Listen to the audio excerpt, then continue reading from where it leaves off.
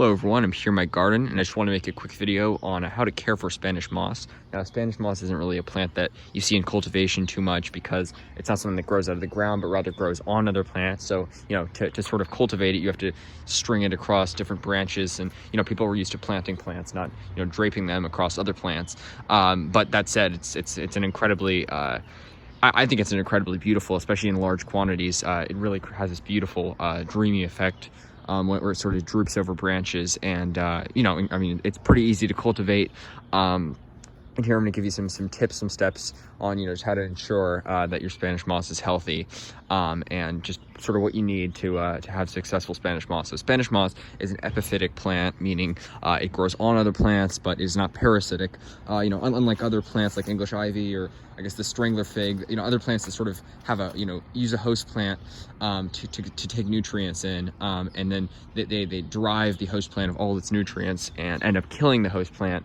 Here, Spanish moss, it doesn't actually take any nutrients from the host plant. It just uses the host plant as a home and, gets its nutrients from the air.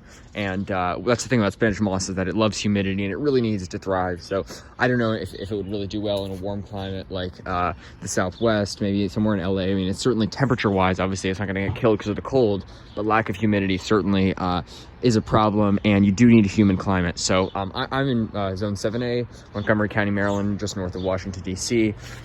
And here, Spanish moss, it hasn't been through any winters. This is new. I got this from Virginia Beach, but you can see I have some here, and really nice and just beautiful looking.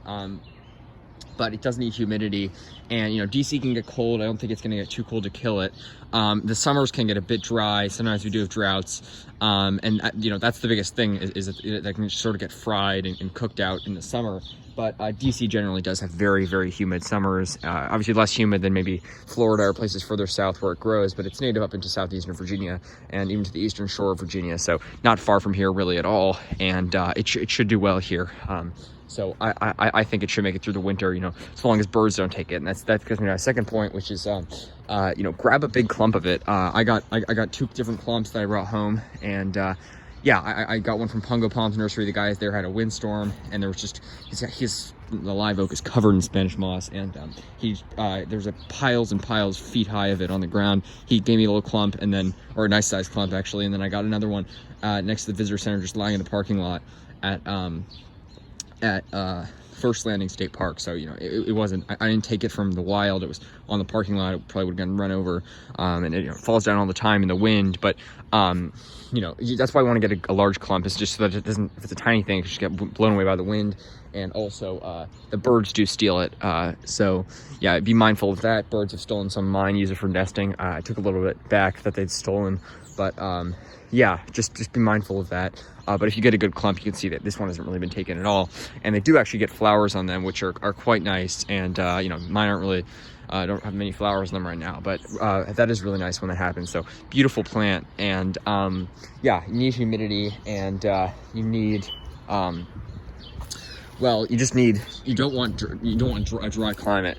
So Spanish moss, I would say, is reliably hardy as far as cold goes, probably into Zone 7B, and it definitely can be grown pretty reliably in Zone 7A. I saw giant live oak, pictures of one pictures of a giant live oak in Nashville, north of Nashville, Hendersonville, Tennessee. And I had some Spanish moss there. It looks like the birds might have taken it. That's the thing about those birds, they always take it. But anyways, I've seen pictures north of Nashville, Zone 7A. It was thriving there. So hardy to Zone 7A, probably reliably 7B, maybe the worst of Zone 7A winters. Could take out some of it, I don't know.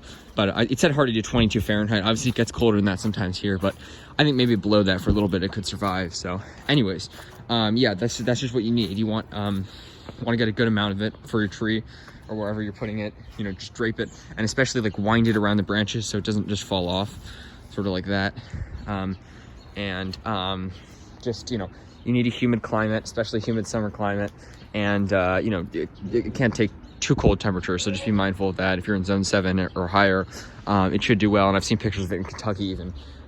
in zone 6B, I believe. It might have been 7A actually, but yeah, zone 7 or higher. Give it a try. I don't really know if there's many ways of protecting it, but another thing is here in the summer, because it's slightly less humid than further south, even though it's really humid comparatively to other places in the west. You know, you could just give it a mist with a spray bottle. That's what I might do if we have like a drought period. Just give it a nice misting. They love that humidity, and yeah, they're just an awesome plant, not at all parasitic, and you know, they just sort of use the other plants as a home.